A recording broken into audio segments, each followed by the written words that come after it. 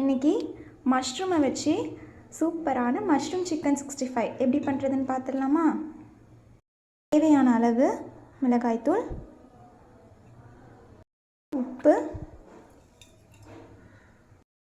கொஞ்சமாக அரிசி மாவு, சிக்கன் மசாலா, அதுக்கப்புறம் கொஞ்சமாக கார்ன்ஃப்ளவர் மாவு நல்லா இப்படி தண்ணி ஊற்றி பிசைஞ்சு எடுத்துக்கலாம்.